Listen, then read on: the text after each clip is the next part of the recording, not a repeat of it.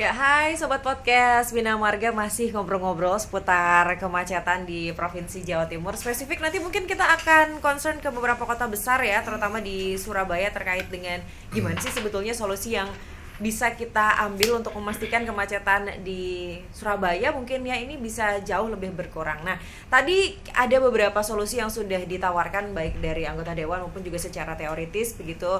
Di antaranya kalau mungkin kita singkat itu ada moda untuk mengefisiensikan atau mengefisiensikan persoalan-persoalan jalannya, artinya ada kapasitasnya ini diperbesar jalannya, kemudian juga ada solusi lain diantaranya adalah soal penggunaan transportasi publik dan lain sebagainya itu tadi. Nah, tapi ujung-ujungnya tadi sebagaimana disampaikan ini terkait juga dengan anggaran.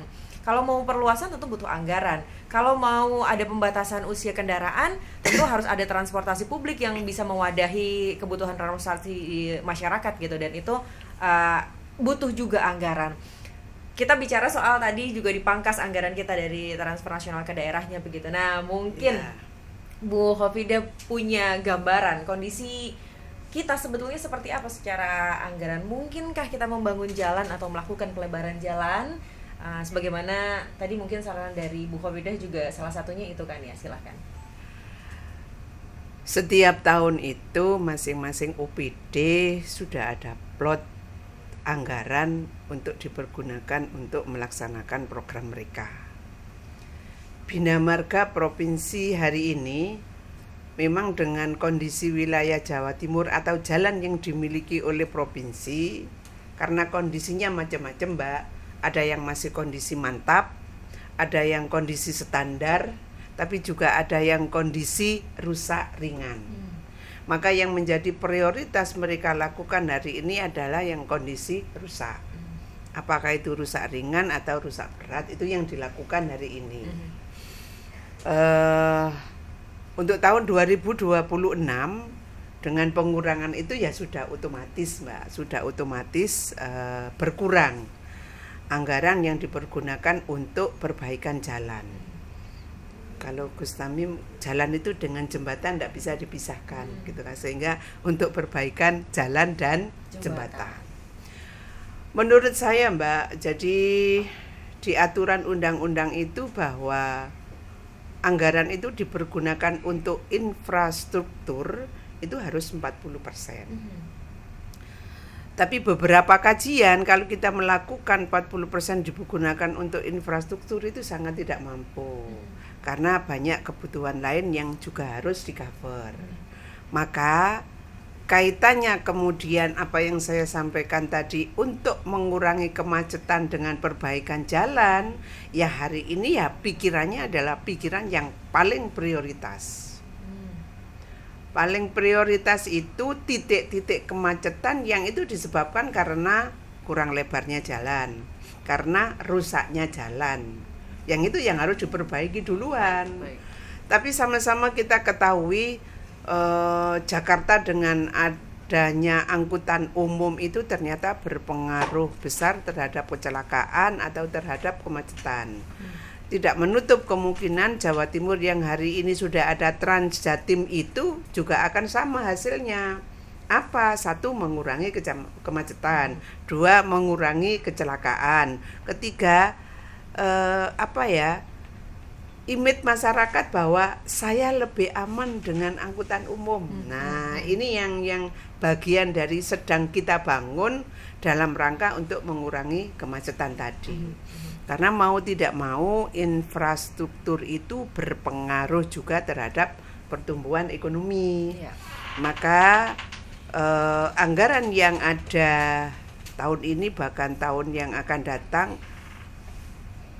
Bina Marga atau OPD yang lain itu sudah menghitung, Mbak. Menghitungnya apa? Karena kita memberikan saran bahwa dengan pengurangan ini yang kaitannya amat sangat dibutuhkan oleh masyarakat itu harus tetap menjadi prioritas. Sehingga yang dikurangi itu bagian-bagian dari operasional, sering rapat, sering perjalanan dinas. Nah, yang itu yang kita sarankan untuk dikurangi, yang di dalamnya termasuk dikurangi juga makan minum gitu kan. Baik. Ya, mudah-mudahan 2026 hari ini yang menjadi kajian kita bersama tentang kemacetan itu paling tidak ada uraian dapat dikurangi. Oke, baik.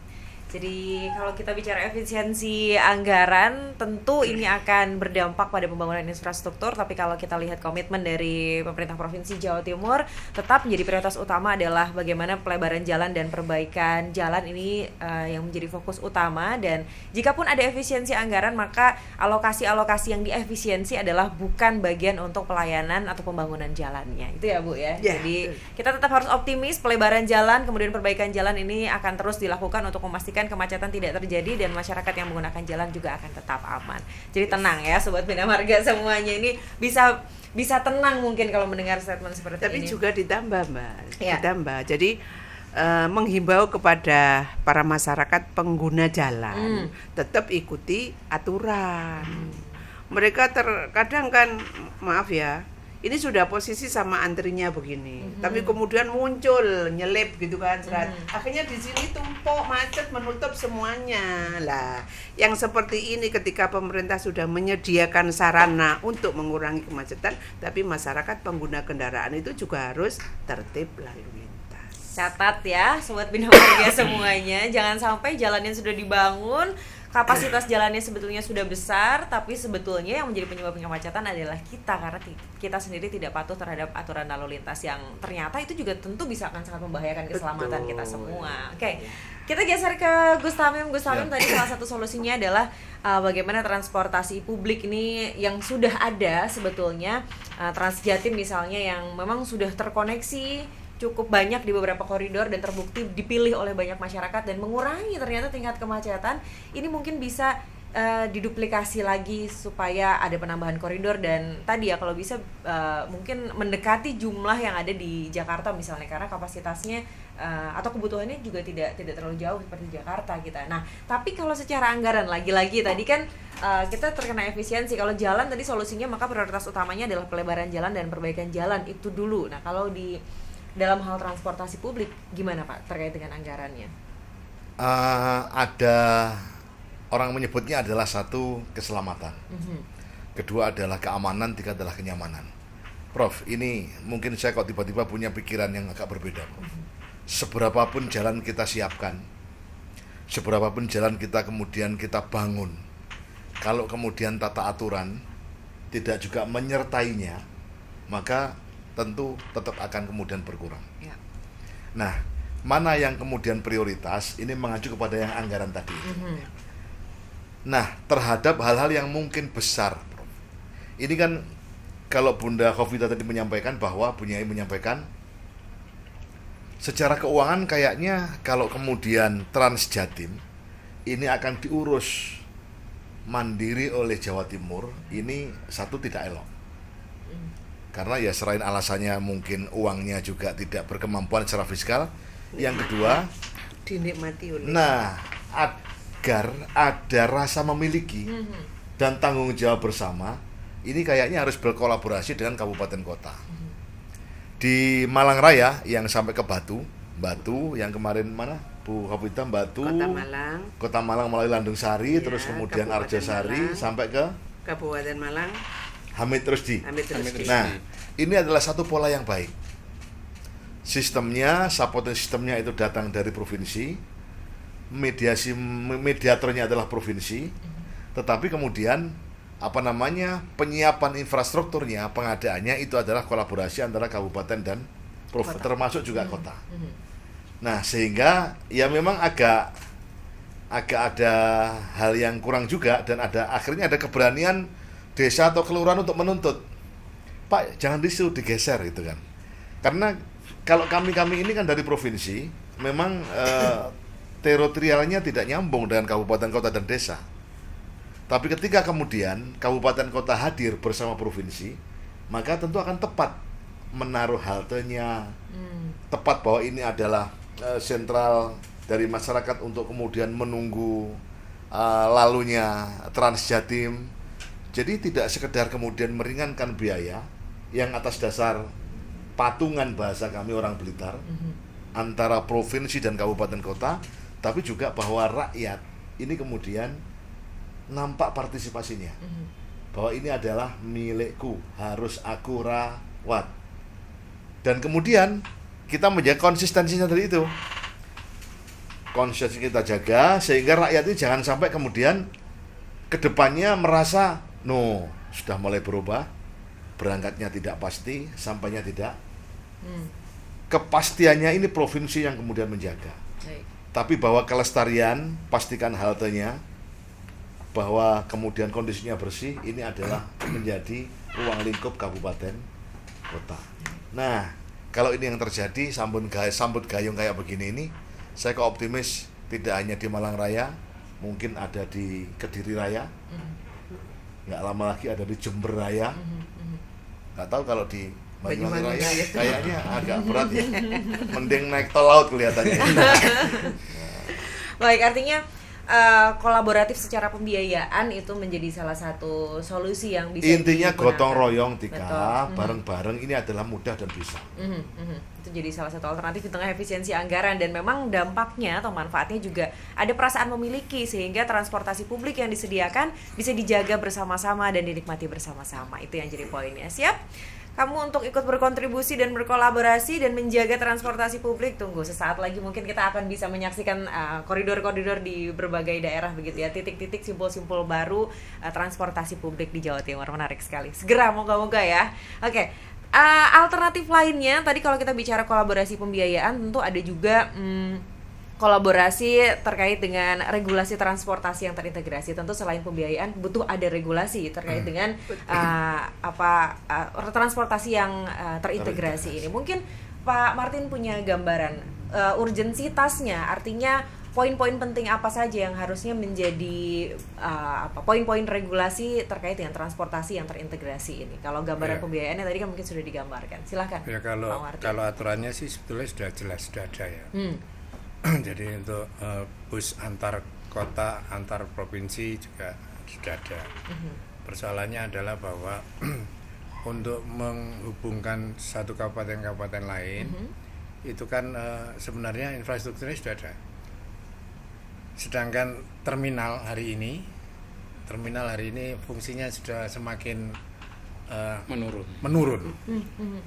Jadi lalu lintas orang terkait penggunaan terminal semakin menurun, sehingga kemudian ini ada perlu perhatian juga bagaimana rekayasa jurusan-jurusan ini harus masuk terminal, karena banyak yang terjadi penumpang ini lebih senang naik di pinggir jalan sebelum masuk terminal, ya kan? Ini yang perlu dipikirkan. Yang kedua adalah karena terjadinya perubahan moda transportasi, ya kan, adanya kalau di dalam kota atau kabupaten sendiri ya sudah menggunakan kendaraan online, ya, tiba dan berangkat dan tiba di tempat yang dituju, sehingga mau tidak mau memang fungsi terminal menjadi berkurang, dan banyak terminal provinsi kita sekarang juga dikolaborasikan dengan tempat usaha, jadi ada kios-kios. Tapi itu pun masih belum menarik peminat orang untuk hadir di terminal. Makanya untuk regulasinya ini yang harus kita, law enforcement-nya harus betul-betul diterapkan. Karena kadang bis itu bandel juga, dia tidak mau masuk terminal, ya kan? Nah, ini yang harus ditertibkan oleh khususnya Dinas Perhubungan Provinsi Jawa Timur, yang mana kapan itu kita pernah kunjungan ke Hamid Rusdi ya. Iya. Hampir semua tidak mau bis masuk. Sepi. Turun di terminal lama. Di terminal lama di dekat pasar. Dekat pasar. Nah, itu kemudian yang ya, kacuk, bukan? Iya, betul. Kadang. Betul, iya. Kadang. Ya, itu yang kemudian membuat aturan atau regulasi ini harus perlu diterapkan. Cuman kita juga sebijaknya, karena memang ini hukum kebutuhan kan, masyarakat butuhnya bukan di terminal sih, butuh yang dekat, sehingga kemudian ada toleransi, akhirnya kemudian aturan ini menjadi tidak berfungsi. Kita sudah, menurut saya sudah memadai lah aturan khusus itu, cuman penerapannya dan kondisi yang diciptakan harus memang ada rekayasa bagaimana masyarakat memang membutuhkan terminal. Selama masyarakat merasa tidak membutuhkan terminal, ini persoalannya ya muter-muter di situ terus nanti.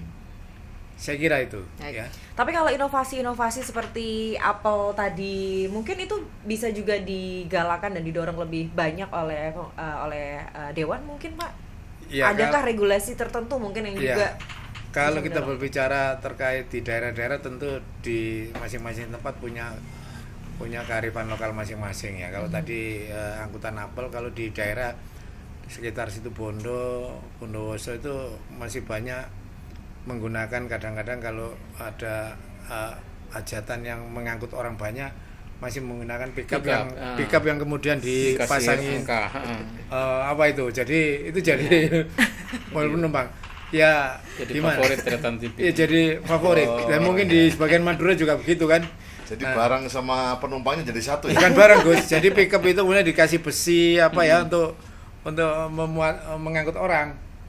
Kan lebih murah dan ya lagi-lagi soal Dikasih anggaran, soal duit ya kan. Betul. Karena kalau kemudian ini ada jurusan yang reguler terus-menerus itu ya kasihan pengusahanya, penumpangnya nggak ada. Jadi memang ini angkutan insidentil dan di banyak tempat serasa mungkin kalau di Banyuwangi ya belum ada angkot. Ya, angkot mungkin angkutan pedesaan ada yang sifatnya pribadi.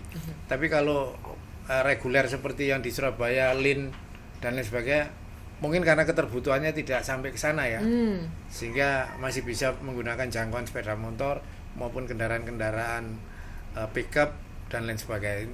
Tergantung sekarang diaturnya seperti apa. Jadi kalau di daerah-daerah tidak terlalu menjadi persoalan yang darurat ya. Mungkin kota-kota besar ya, Kota-kota seperti besar. Surabaya, Malang Sidoarjo. gitu, yang betul-betul transportasi terintegrasi yang diinovasi seperti Iya. Apple itu tadi mungkin perlu lebih banyak. Kalau di Surabaya nambah sudah ada perhatikan. Wirawiri itu, Ya. ya kan? Tapi hari ini ada sisi pengaruh positif loh adanya Transjatim itu. Yang di Malang Raya itu kan kita nyarankan halte itu di terminal. Jadi kalau Terminal Batu ya, berangkatnya kan dari Terminal Batu. Maka dipasang haltenya di terminal sehingga Terminal Batu itu hari ini nambah rame, Pak. Rame ya. Iya, betul. Nah, yang di Landung Sari juga sama. Haltenya ditaruh di dalam terminal. Akhirnya kan orang kita kalau tidak ke halte enggak bisa naik bis. Maka kita Ada harus daya ke paksa terminal. Nah, cuma saran kita kepada Dinas Perhubungan ya, kalau bisa dibarengi. Dibarenginya gimana? Ketika halte-halte itu sudah siap, nah maka Transjatimnya di launching bareng. Yang hari ini kan haltenya masih banyak yang darurat. Banyak darurat, belum kayak yang Uji publik atau Mojokerto, Surabaya belum yang kayak begitu. Jadi mudah-mudahan nanti kalau di semua koridor posisi Jawa Timur itu ada Transjatimnya, paling tidak bisa menghidupkan kembali terminal-terminal yang dilalui oleh Transjatim itu. Secara otomatis ini akan menghidupkan juga Iya, tapi transportasi juga lain ya. jadinya. tetap dalam tanda kutip loh Mbak. Transjatim itu kita tahun 2026 itu harus mensubsidi sekitar 260 miliar. Kalau kemudian dari ada Kediri Raya, ada Banyuwangi Raya, misalnya ada Blitar Raya, misalnya, maka subsidi yang kita butuhkan kan akan lebih besar. Nah, tentunya ini nanti juga akan diukur bagaimana kemudian dengan posisi contoh ya, Batu, Kota Malang itu saya kira masyarakatnya sudah mampu yang dilalui oleh Transjatim itu. Maka jangka panjangnya bisa kemudian subsidi itu dikurangi. Atau mungkin jadi subsidi silang begitu. Betul. Rute-rute tertentu. Loh, kalau harganya lebih- silang hari ini sudah.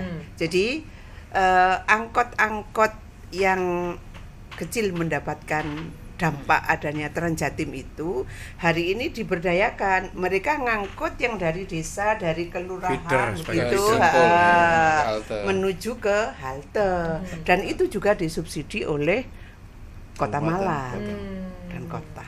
Baik. Iya. Ini yang mungkin masyarakat banyak nggak tahu nih ya.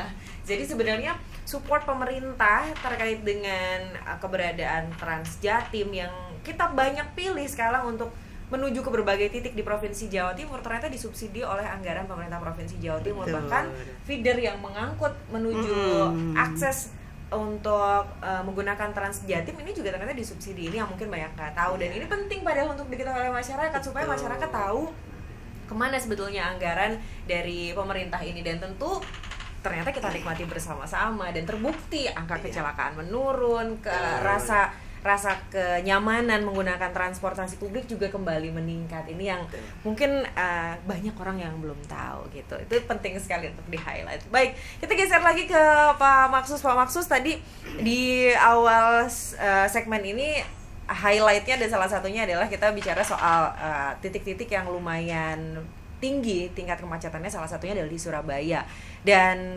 sebetulnya pernah menjadi perbincangan yang cukup serius ya terkait dengan Lingkar Timur ya. Nah, ini Lingkar Timur di Surabaya sebagai salah satu alternatif solusi untuk mengurai kemacetan di Surabaya. Mungkin bisa digambarkan juga ini karena penonton kita juga banyak yang dari Surabaya tentunya. Ya, Silahkan. baik Mbak Tika, sebelum itu mungkin saya ingin komen tadi. Ternyata Mbak Tika juga belum tahu kalau anggaran besar disubsidi untuk bus Trans Jatim gitu ya. Banyak sosialisasinya menjadi kurang masif kan begitu. Dan itu semuanya Iya. disubsidi. Nah, dari angka itu memang menarik menurut saya. Ya, satu hal memang angkutan publik itu ya di mana-mana memang disubsidi ya. Cuman bagaimana agar subsidi itu lebih efektif. Betul. Ya, itu yang saya kira menjadi penting ya, bagaimana dengan subsidi katakanlah nilai tertentu tapi dampaknya semakin meluas ya. Nah, itu yang barangkali penting, dan salah satu bentuk pengurangan subsidi itu bisa dengan kolaborasi tadi. Ya, semua ekosistem itu ikut bertanggung jawab. Ada lagi yang luxury. Nah, luxury Jadi itu yang malah kita cabut subsidinya dengan kemampuan warga ya. Coba dilanjut, Prof. Ya, jadi luxury itu diluncurkan atau dibalik ya, luxury itu tidak bisa diluncurkan kalau koridor awal itu koridor pertama tidak diluncurkan. Iya. Dengan mulai diluncurkan koridor perdana, kemudian berkembang hingga koridor keempat atau kelima, baru luxury diluncurkan. Karena apa? Karena masyarakat sudah merasakan ya ternyata enak. Ada kepastian. Daripada kemudian naik koridor yang pertama nggak kebagian tempat duduk. Ya, dengan bayar 2 kali lipat, nggak salah 10.000 pun ya kita masih jauh lebih hemat dibandingkan dengan menggunakan angkutan pribadi. Betul. Ya, termasuk juga dibandingkan dengan sepeda motor, apalagi di musim hujan gini ini, selain ya resiko basah, resiko kecelakaan tinggi. Jadi saya kira itu bentuk terobosan ya dari turunan dari kebijakan anggota dewan di Jawa Timur yang ditindaklanjuti oleh dinas teknis. Itu salah satu bentuk kebijakan yang bagus, tanpa subsidi pun itu bisa jalan dan akhirnya bisa mengurangi kuota subsidi, bisa untuk yang lain. Itu saya kira satu hal yang menarik. Dan tadi juga saya ingin menyinggung, sesungguhnya satu kata kunci yang penting disampaikan oleh Pak Martin itu adalah integrasi antar dan intermoda. Kenapa mungkin subsidi itu besar? Ya sangat boleh jadi integrasinya masih kurang. Ya mohon maaf, misalkan ya antara bus Trans Jatim dengan Trans Semanggi dengan Surabaya Bus itu masih dioperate sendiri-sendiri. Seandainya itu dioperate dalam satu wadah bersama, ini milik bersama, tinggal diatur saja komposisi sahamnya lah, kira-kira begitu. Kalau diibaratkan korporasi, masing-masing punya tanggung jawab besar, maka akan sangat efektif, okupansinya akan menjadi tinggi. Kalau kita melihat yang dalam kota beberapa koridor itu okupansinya sangat rendah, artinya subsidinya besar, yang menikmati sedikit. Nah, karena okupansinya di bawah 50%, sementara bus Trans Jatim okupansinya banyak, yang terutama koridor 1 sudah di atas, konsisten di atas 100%. Nah, kalau itu berkolaborasi, dilebur menjadi satu, dibuatkan wadah semacam BUMD bersama, ya itu akan jauh lebih efektif. Itu ya sekaligus bisa mengikis ya bagaimana kemudian besaran subsidi itu bisa ditekan tapi dampaknya semakin besar.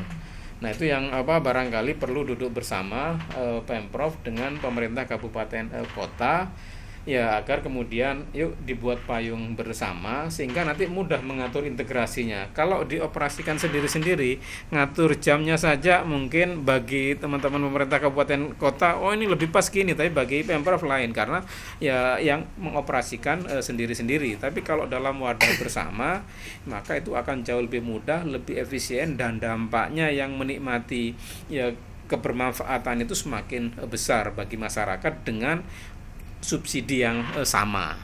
Itu karena apa? Karena kalau kita melihat Jawa Timur itu kan bukan hanya Surabaya Raya. Jawa Timur itu ya nyampe ke dapilnya Pak Martin di Banyuwangi. Juga harus terkoneksi ya dengan bagus. Konektivitas tidak harus kemudian ya bus Trans Jatim dari sini nyampe ke Banyuwangi, tapi kan bisa jadi ya ada konektivitas terintegrasi dengan angkutan berbasis rel. Tapi di zona Basuki dan sekitarnya juga sudah ada bus Trans Jatim yang beroperasi di sana.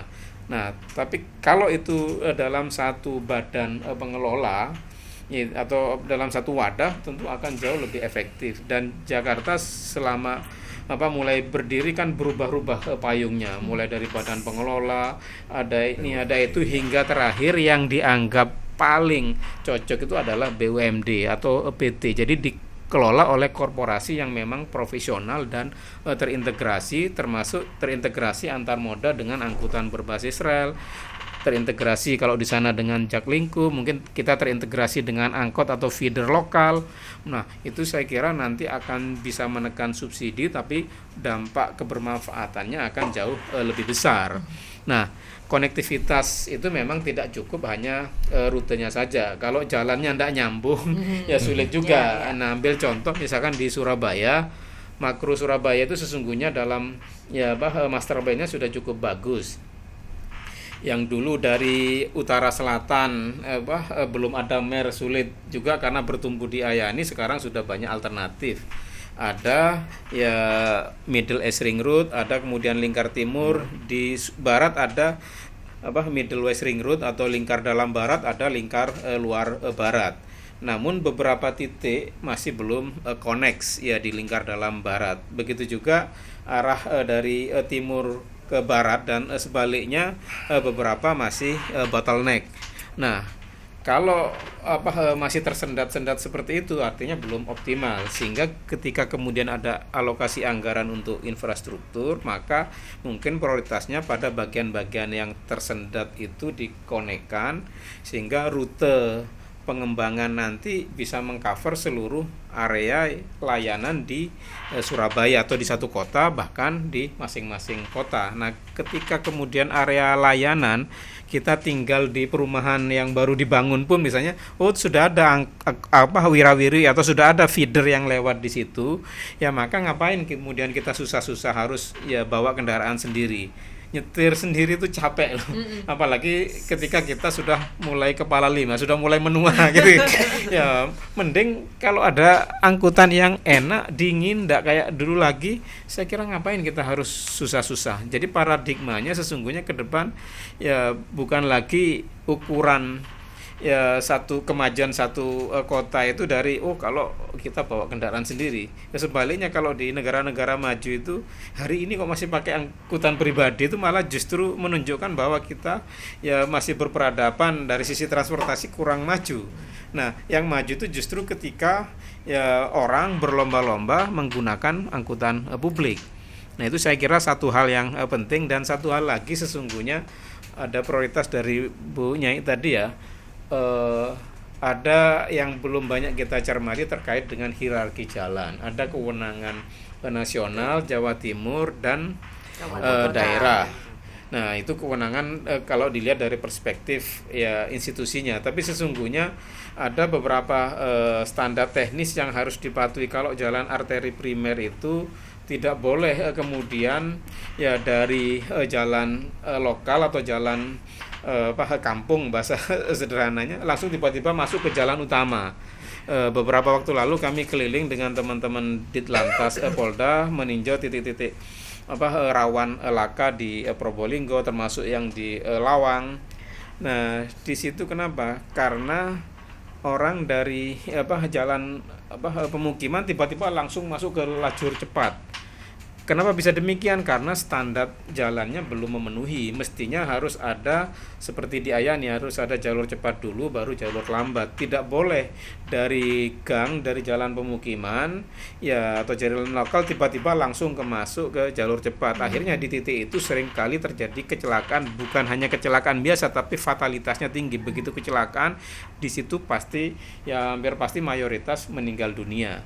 Nah, itu sesungguhnya kontribusi dari sisi infrastruktur yang tidak standar ya terhadap keselamatan ya jalan. Nah, banyak hal yang saya kira ya ini belum banyak diperhatikan dan memang agenda ini perlu biaya tinggi, perlu anggaran besar sehingga ya tetap perlu dijadikan program jangka panjang. Dan tadi saya bersepakat dengan Pak Martin atau terkait dengan memang ya dari sisi teori itu jembatan itu bagian dari bangunan pelengkap jalan. Nah, sementara kalau rambu dan lain sebagainya itu perlengkapan jalan. Banyak kita melihat PJU tidak ada, sangat terbatas, gelap, sehingga di titik-titik tertentu seringkali terjadi kecelakaan karena infrastruktur itu yang memang belum lengkap. Jadi sesungguhnya kontribusi terhadap kecelakaan lalu lintas itu bisa jadi dari ya dinas teknis, dari kita semua, ekosistem terkait dengan ya infrastruktur jalan itu yang memang belum optimal karena keterbatasan anggaran, PCU-nya belum dilengkapi, ya hierarki jalan belum, standar teknisnya belum dipenuhi, akhirnya di situ seringkali terjadi kecelakaan. Dan terakhir menurut saya kita sudah sangat terbantukan konektivitas itu dengan adanya jalan tol. Pak Martin, nanti kalau sudah beroperasi ini Nataru katanya mau dioperasikan ya fungsional dulu ya, karena PJU rambunya belum lengkap, tapi kan ya dengan sendirinya ya konstituennya Pak Martin relatif lebih lancar kalau ya mudik atau kalau memanfaatkan libur Nataru ya, meskipun ya belum sampai ke Banyuwangi. Ya mudah-mudahan nanti ya bisa follow up di tahun mendatang bisa sampai Banyuwangi sehingga kita juga bisa lakukan podcast di sana barangkali. Nah, seru. Nah, saya kira konektivitas itu juga kita sudah terbantukan ya dengan ya adanya jalan berbayar, walaupun ya memang kita harus mengeluarkan biaya ekstra. Mungkin itu beberapa catatan dari saya, dan mungkin sedikit tambahan. Tadi saya bersepakat dengan Pak Martin, terminal ini perlu dikaji ulang bagaimana agar lebih optimal, dan saya kira penegakan itu sesungguhnya ya harga mati ya, walaupun perlu ada toleransi. Nah, tapi ada satu hal yang sesungguhnya perlu dipikirkan kalau di kota-kota besar, bagaimana pembangunan sentra-sentra itu bisa menggunakan konsep transit oriented development, seperti di Jakarta di kawasan tertentu dijadikan ya di situ apartemen. Ya, pada zona radius 1 kilo di situ ada hunian, dibangun kolaborasi investasinya ya dengan pemerintah, dengan pihak ketiga, sehingga orang yang tinggal di situ kemana-mana gampang, ngapain harus beli kendaraan, malah tidak boleh beli kendaraan kalau di situ. Nah, ke depan mestinya terminal-terminal seperti Bungurase atau stasiun-stasiun besar, Gubeng, Pasar Turi dan lain sebagainya bisa ditawarkan ke investor. Ya, kalau itu kewenangan pemerintah provinsi, agar kolaborasi, yuk kita bangun terminal-terminal ini menjadi ya sebagaimana terminal-terminal modern, pusat titik temu berbagai moda, dan sekaligus orang tinggal di kawasan itu. Nah, ketika tinggal di kawasan itu, orang kemana-mana ya hanya dengan berjalan kaki dan pindah ke angkutan publik. Nah, itu yang sedang ya dan sudah mulai jalan di Jakarta, dan best practices itu menurut saya mulai perlu kita adopt seiring dengan ya Surabaya Raya di bawah koordinasi Pemprov Jatim akan menerapkan ya pembangunan SRLL atau angkutan berbasis rel di kawasan Surabaya, Gresik, Sidoarjo dan sekitarnya. Nah, ke depan memang itu tetap perlu dibangun, walaupun mungkin itu prioritasnya agak jangka menengah panjang karena harus menunggu dukungan pembiayaan dari ya PHLN atau dari APBN. Kalau hanya bertumpu pada pemerintah daerah sendiri, saya kira tidak mungkin ya. Mungkin beberapa agenda strategis semacam itu tetap harus dijadikan prioritas agar kita tidak sampai ya mengalami stuck seperti di Jakarta. Mau tidak mau kita akan ke sana. Barangkali begitu, Jadi Mbak justru Tika. harus segera dipersiapkan sebelum kita stuck seperti di kota lain ya. Baik, luar biasa sekali ngobrol-ngobrol kita, bincang-bincang kita, banyak solusi yang bisa kita ambil untuk mengatasi dan mengurai kemacetan di Provinsi Jawa Timur, mulai dari kondisi jalan, kemudian juga transportasi publik yang terintegrasi. Sayangnya kita harus mengakhiri diskusi ini, tapi sebelum kita mengakhiri silahkan mungkin Bu Khofidah ada closing statement, kemudian nanti dilanjutkan dengan Gus Tamim, Pak Martin, dan terakhir bisa ditutup juga oleh Pak Mahfuz. Oke. Mengurangi kemacetan itu bisa dilakukan satu dengan menggunakan transportasi umum. Kedua, berangkat lebih awal. Kemudian ketiga, disiplin berlalu lintas. Keempat, gunakan media pemantau lalu lintas. Keempat, kalau memang ada kebijakan pemerintah genap ganjil, kenapa tidak? Kemudian yang kelima, kalau jarak pendek, gunakan alternatif jalan kaki atau pakai sepeda motor. Ini salah satu yang bisa mengurangi kemacetan. Aduh, luar biasa, lengkap nih sepertinya nih solusinya. Silahkan Gus Tamim menambahkan. Transportasi menghubungkan. Dengan terhubungnya antar satu dengan yang lain, terjadilah satu koneksitas yang kemudian outcome-nya adalah meningkatnya pendapatan per kapita, menurunnya ekonomi. Tapi jangan lupa semuanya itu butuh regulasi yang pasti. Ya. Baik, terima kasih Gus Tamim. Silahkan Pak Martin. Ya, saya kira untuk pemirsa menghadapi Nataru ini, yang pertama-tama yang harus kita perlu tingkatkan adalah bagaimana kita berpola laku, bertingkah laku sebagai pengendara yang baik, yang memenuhi aturan yang ada tanpa harus merasa dirinya duluan. Ya.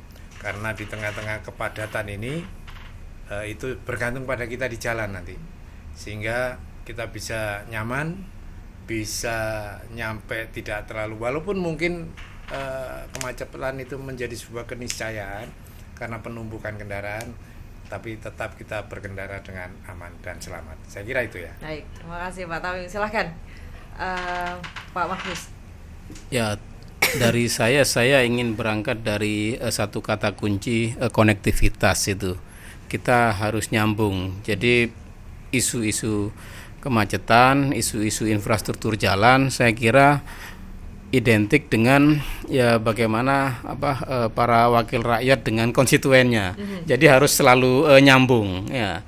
Jadi bagaimana konektivitas itu senantiasa terjalin sehingga aspirasi rakyat tersalurkan, ya rakyat kemudian terlayani, dan kemudian para wakil rakyat kehadirannya juga ya ditunggu oleh konstituennya untuk senantiasa mewakilinya ya baik pada saat ini maupun di masa mendatang, karena sudah ada konektivitas yang bagus. Saya kira kami mengapresiasi ya dari Bu Nyai, Gus Tamim dan Pak Martin. Insya Allah ya pemikiran-pemikiran beliau ini yang nanti akan memberikan dampak kebermanfaatan bagi konstituen masing-masing maupun rakyat atau masyarakat Jawa Timur pada umumnya. Sosok-sosok seperti beliau inilah yang mungkin sangat dinantikan oleh warga Jawa Timur untuk senantiasa memimpin di daerahnya masing-masing. Demikian Mbak Tika. Baik, Selamat kasih. siang. Baik, terima kasih sekali lagi Pak Mahfuz, Pak Martin, Gus Tamim, dan Bu Nyai Khofidah. Luar biasa sekali.